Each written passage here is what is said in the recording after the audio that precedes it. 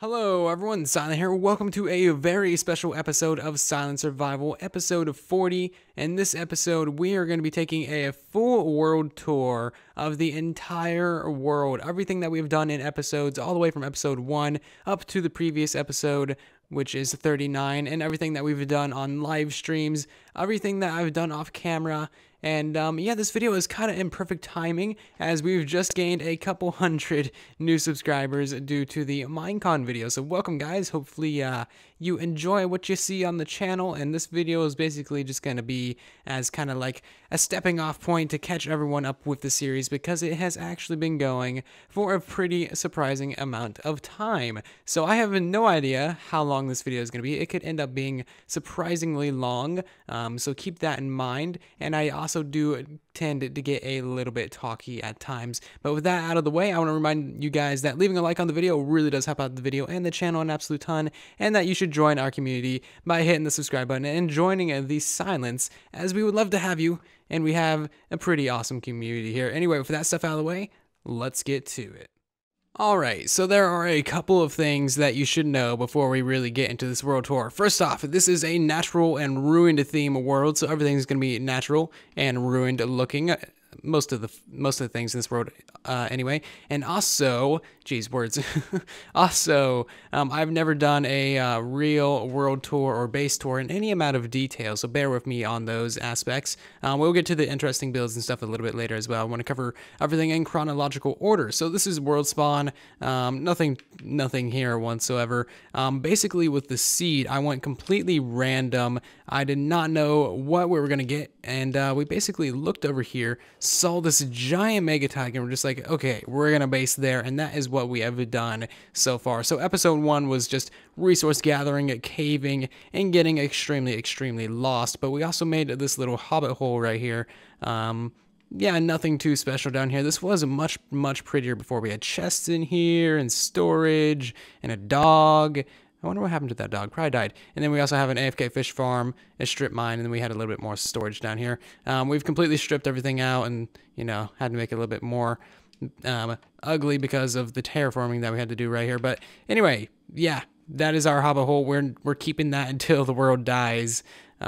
Because that was our first ever little base that we lived out of for a surprising amount of time. So the next thing that we actually did was set up ourselves a skeleton farm, because we found ourselves a skeleton spawner in episode 2, and we also did a lot of terraforming around this, built a giant custom tree around this, and yeah, we made this little pathway going down here. It looks pretty decent, actually. We came back through, kind of recently, came back through here and redid everything, did this pathway down. We just had a stupid ladder down here before.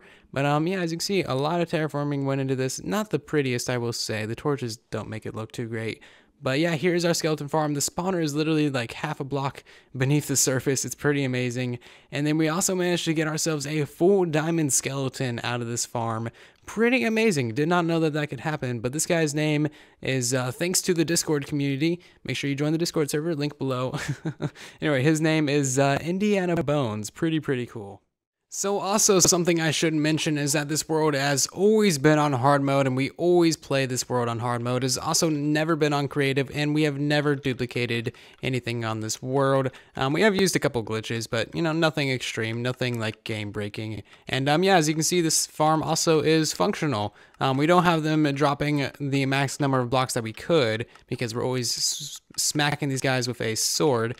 And then we also have a hopper visible here, so we can just dump in anything that we pick up. So that was our first little XP farm that we had on the server for a long time. After that, we got ourselves a double zombie spawner, so that basically made us abandon that little skeleton spawner. But we have since kind of janktified and abandoned the zombie spawner, because our quad chunk slime farm over there, which we spent a lot of time on, basically destroys our zombie farm by filling up the mob cap, which is kind of unfortunate. We use this thing a lot, and we got our first villagers in the world from doing this, because back when we started the world, zombie villagers would spawn from the zombie spawners.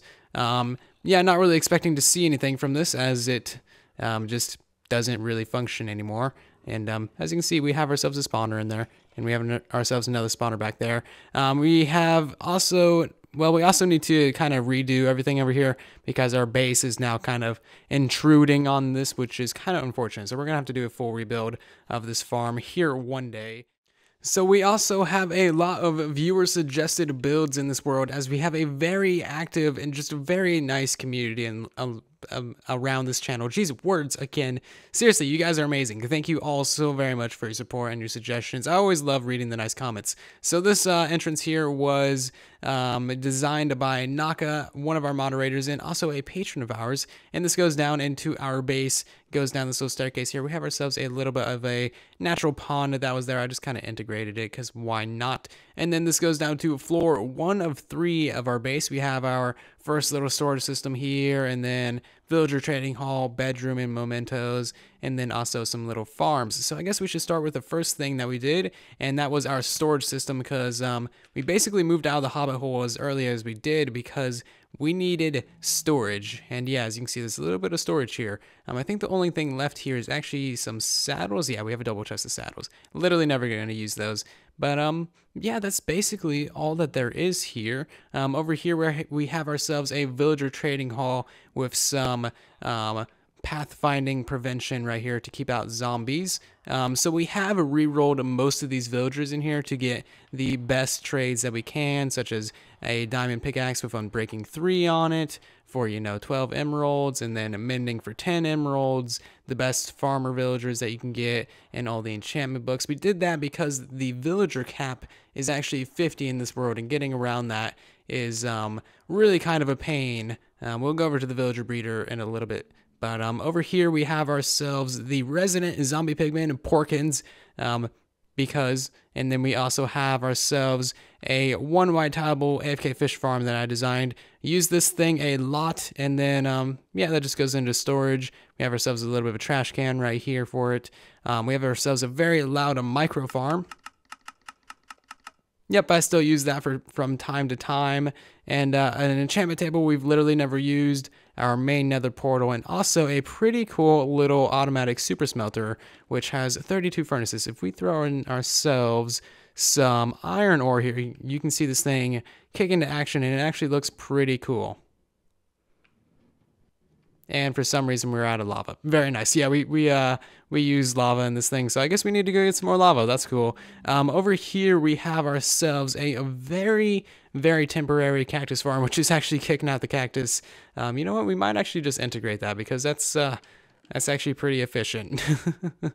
And yeah, that goes down to the second layer. So we do have 2 entrances to the second layer. We're going to have a 3x3 piston door here one day, kind of like preserving this area of the base. This is supposedly what the rest of the base would have looked like if it was actually protected, like what this area is going to look like once we have our 3x3 piston door in. Anyway, we have our mementos hall down here. So basically everything that we have done in the world, hit 100 followers on Twitch, got our iron farm set up, some Squid's Revenge. People on Twitch will get that one. Beacon Beam is in the way. Conquered the Woodland Mansion, finished the freaking slime farm, got our first nether star from the Wither Skeleton farm. We'll check out all these things later. Also a completely undone map wall, which is still missing a frame. Very janky. We also got ourselves over here the bedroom, main place that we sleep. And I guess it's actually nighttime, so I guess we'll just sleep that away. So I suppose it is now time for the second level of the base. This one, I already did this clip, but it was kind of really long, so let's kind of breeze through this. First off, we have our main room here with these stalactites hanging from the ceiling, and we also have our trees around the edges just for some detail. Our mythical tree in the center here, a little bit of crops around the edge, a custom tree that we built, and it's looking pretty good. Just a little bit of a centerpiece of the room. And we also have a whole bunch of crystals in this cave as well, inspired from A Good Times of Scar. And honestly, it kind of looks like a candy bowl, but that's not too big of a deal, I don't think, as long as it looks good. So on the left here, we have one room that we put in, and this is our blacksmith where we store all of our tools, armor, and weapons. And we actually have a pretty cool little project going on with this series that everyone watching this video can actually participate in just by leaving a comment down below. So what we do normally every episode, I've been kind of slacking lately because it is kind of a pain to get these things, but that's all right. I'm fine with that. So what we do normally every episode is we go through the comment section of the last episode and we name some diamond tool fully enchanted after someone from the comment section. So as you can see here, we have 6 random gamers, we have Catch Doodles, we have Rob Echo, someone's name that I can say, Batman Gaming, and then, you know, we have a whole bunch of other tools as well. We have armor, and then we have a bunch of bows as well. So Sether's Cookie, we got Melik Dad, Ocean, Closter Gaming, just a whole bunch of people. And yeah, if you guys want to get something possibly named after you in the next episode, just leave a comment down below, and yeah, that's a pretty cool little project. So over this way, we have ourselves an enchanter. This is where we keep all of our thousands and thousands of enchantment books. We really don't have that many, but we would like to fill up each one of these chests someday full of everything, because we do have the villagers. And yeah, this room is honestly looking pretty cool. I do like this room. We have a nice amount of cobwebs. It just looks cool. That's all I gotta say. So it is now time for the Goliathan, the giant sorting system that took many hours to design and redesign. This thing is the main cause of lag in this world, with about 3,000 hoppers and probably just as many chests as well. Serious amount of redstone and contraptions and shenanigans going on with this thing. So starting at the front here, we have ourselves a crystal item elevator. This brings up all of the drops from our farms down on the 3rd layer, so you'll occasionally see some items going up that. And then on the right here, we have ourselves a hollow crystal. This is for the overflow of the system. Occasionally you'll see some items getting dropped down this. Basically, if it doesn't get sorted into any of the chests over here, then it goes down this thing. So let's get to the technical details of this. We're gonna go walk you through the full path that the items take. First up, we have ourselves a quad shulker box unloader. It spits out the shulker boxes there for you, and then all the items go through a quad multi-sorting storage system. So with each of these chests, you can store multiple different types of items, all these different types of dirt, wool, glass, literally anything you want except unstackable items. You can just, you know, make those a manually sorted chest. And yeah, this is a pretty awesome little system. It is also a shulker box loader. We will have eventually some actually filled up shulker boxes that we can sort items into manually. But basically, you throw your items in here, and then if it doesn't get sorted by any of those, then it goes over to this chest here, where you can then pull them out, assign more space to it, or throw them away or whatever. And if you don't want them to go into there or get thrown away, then you can flick that lever. They will go back here into another item elevator and then get tossed up into a whole giant line of hoppers. First, they'll go through a non-stackable item filter, and then they go through about 120 different individual item sorters. You can see the items in the item frames and also on the ground as well. And yeah, just a whole lot of stuff being sorted. We have our woods, valuables, main block types. We have our crops, or sorry, our mob drops over here, and then crops over here. So just a lot of sorting going on here. We also have extra room in the system in case we ever want to sort more things, which is a little bit insane. So once it goes through all of those filters, it then goes up into another water stream, and from there, that is when it drops down into that item elevator, or sorry, that little drop chute, and then goes into the overflow over here. So pretty cool. Now on to the decoration of this room. We have another suggestion from Naka, and the floor here with ravines, which is pretty cool. I had no idea what to do for the floor, and he suggested ravines, and we just went with that. So we have basically just a little bit of a mine shaft there, and this just continues along, and then we have a couple of named mobs in here as well. A skeleton, no idea how he got here. He was over here before, so he's just stranded there now. We also have ourselves a Halloween zombie down here. Yes, there he is with a pumpkin on his head. He's from Halloween, name tagged. We also had a creeper and another zombie down here as well. Yeah, there's one of the zombies, and then we had another creeper. Don't know where he is. There's also a little fake spawner room down there, and also another mine shaft. And this leads into yet another actual real ravine, which is pretty cool.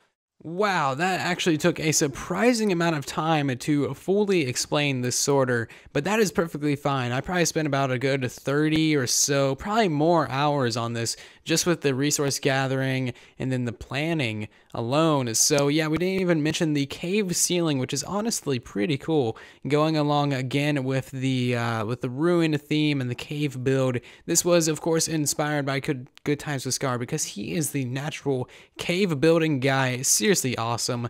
We also have a slime block launcher right here to get back up to the first floor. That just removes a giant, ugly staircase that was here, and it really does open it up quite a bit. Very glad that we switched that out. So over here, we have ourselves a little bit of a shameless plug.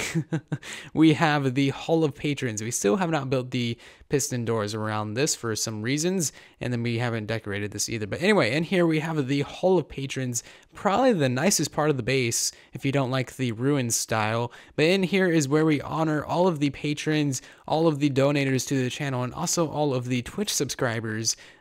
This hall was specifically built for that purpose, and a lot of people ask if they can be put in here who are not a Twitch subscriber or a patron. I'm like, no, I'm sorry. This is specifically reserved for these guys. But anyway, you can see that we have a good couple people in here. We also have a lot more room as well. We need to get all of these guys decked out in full diamond. We will get that done eventually. We just need to go get some more diamonds and do a lot more enchanting because the iron armor is jank and I don't like it, and I want these guys to be blue and sparkly like Fathoms up there.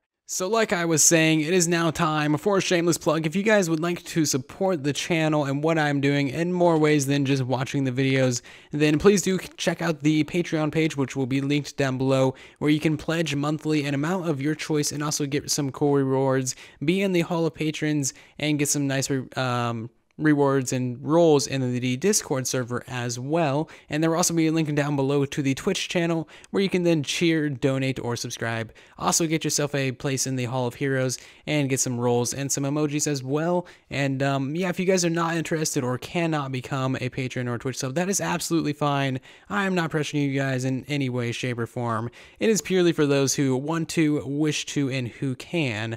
And that is perfectly fine. I'm just bringing this up because it is good to bring up every now and again. And you know, shameless plugs are a thing that every YouTuber needs to do every now and again. Alright, so with all of that out of the way, let's take a look at the super janky third floor of the base, which needs so much more work still. This is where we're going to be putting all of our automatic farms. Currently, we only have a quad cell melon and pumpkin farm, which we built up on a Q&A episode. That just leads into the actual item elevator over here, which then goes up to our storage system. There is so much jank down here that it is not even funny, but we do have the planning and a little bit of the infrastructure, and we just need to dedicate a lot more hours building the farms down here and all of that good stuff. And also there is the zombie farm that you guys saw earlier.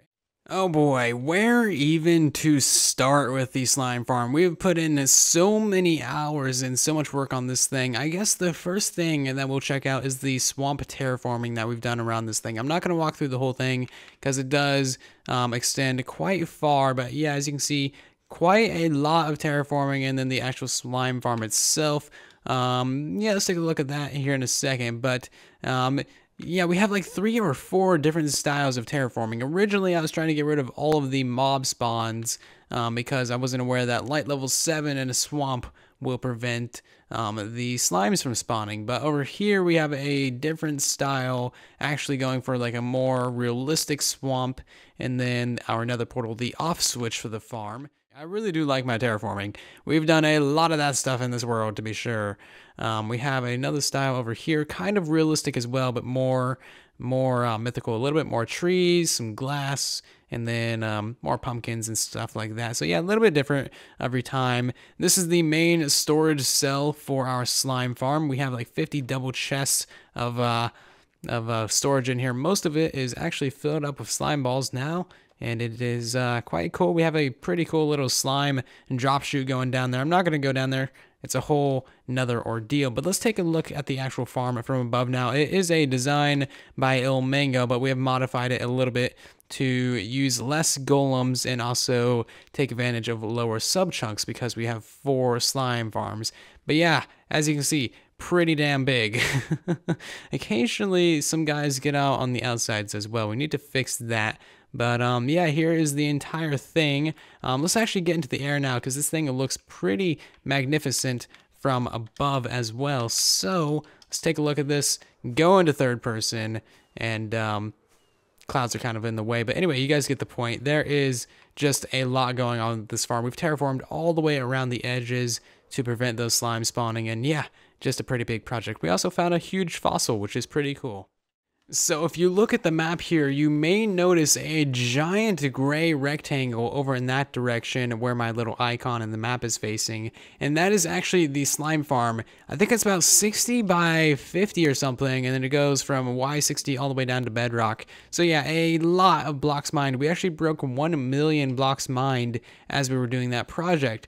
So from there, I think the next logical step would be to finally cover the iron farms, our 4 iron farms that we have built mythical kind of like element temples over. This idea was suggested by 6 random gamers. So thank you very much for that. This is pretty cool. And these element temples are loosely based off of Avatar, The Last Airbender, and also the Legend of Korra series. So this is the Earth Temple here. You guys saw this earlier when we were going down to the Hobbit hole. And this does need a little bit of work. I've done a little bit to this. I've added a pond in here. We have a Scallium crystal in here.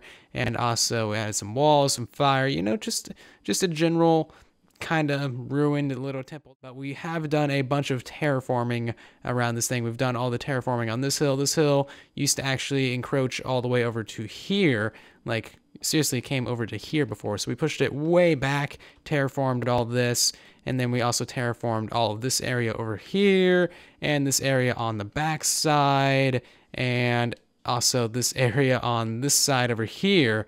Jeez, a lot of terraforming. Seriously, this one was the messiest of all of them.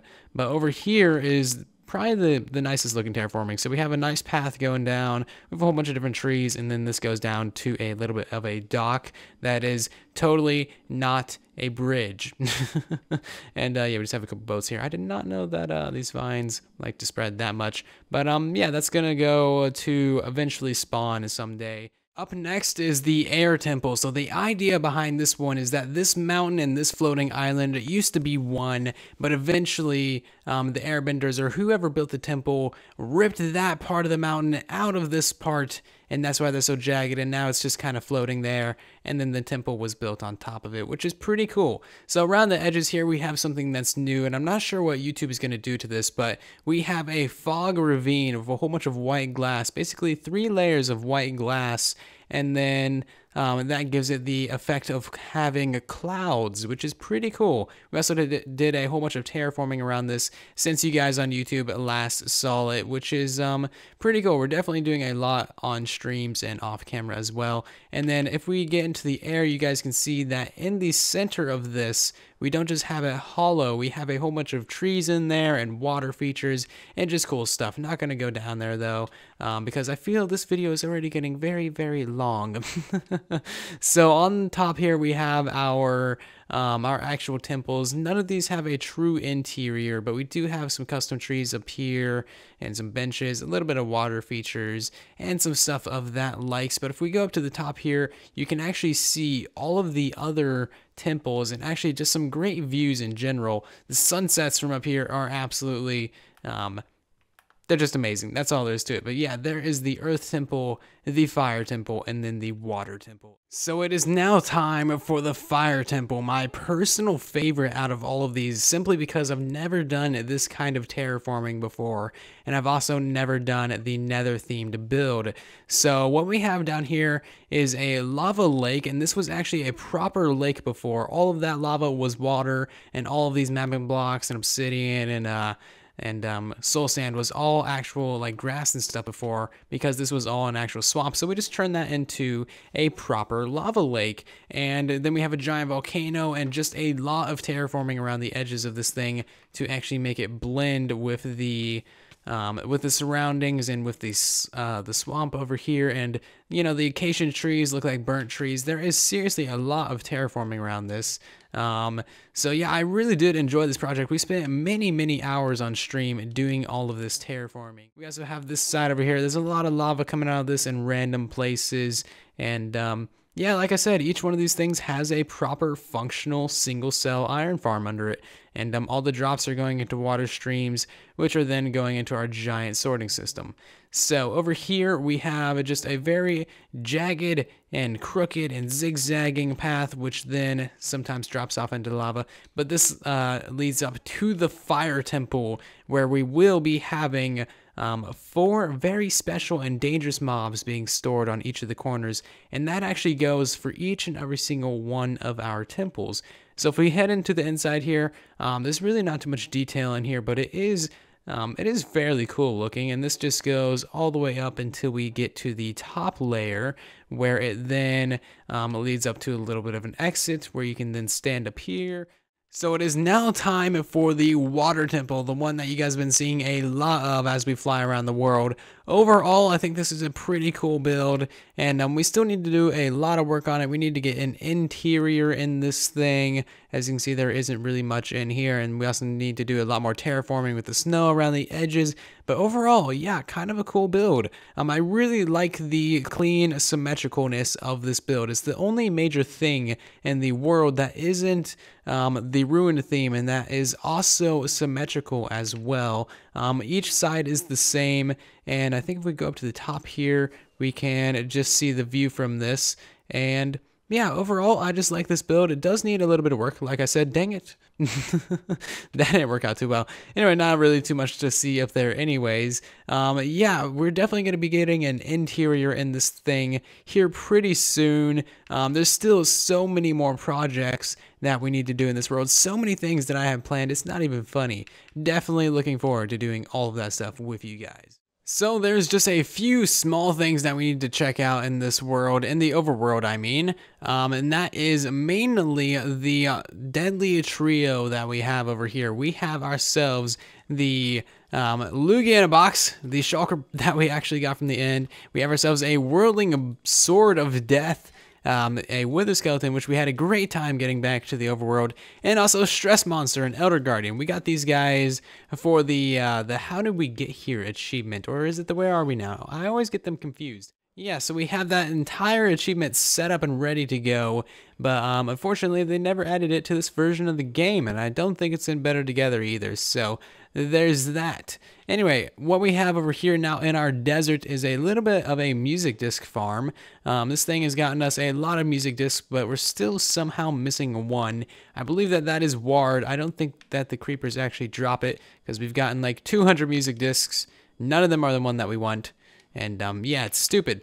So here's our main villager breeder. This is how we have all of our villagers in our iron farms and in our trading hall and stuff. Another design by me. Most of the things in this world are designed by me, except the slime farm and the multi-sorting storage system. So this goes to a rail line. Is that a villager in there? No, it's just a bunch of animals. This goes to a rail line which goes all the way back to the base, 300 or 400 so blocks away, and that is how we are breaking the mob cap of villagers. So we are now in the Nether, and there's not that much for decoration going on in the Nether, but we do happen to have a few tunnels and also a wither skeleton farm. So this tunnel, you should probably be able to guess it. It goes to the slime farm. We also got a few slime guys in here. That was pretty fun to build. Over this way, we have a tunnel going to our wither killer, a spot in the bedrock ceiling where we can instantly kill, or near instantly kill, the wither boss. Very, very nice and very useful for how many skulls we're getting from our skeleton farm.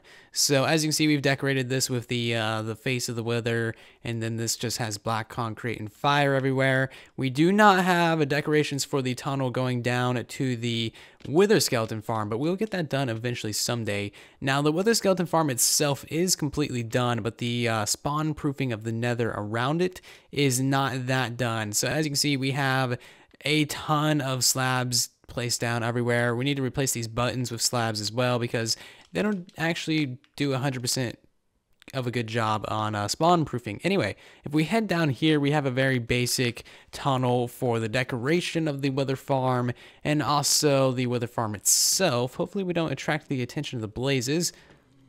Doesn't look like, well, no, we did. So anyway, this design is from Tango Tech. All you got to do is walk around down here. The wither skeletons are the only thing that should be able to see you normally. You cannot jump, otherwise the blazes will see you and then start to catch you on fire. But anyway, you guys get the point. You walk them down to the edges there. You smack them with your sword.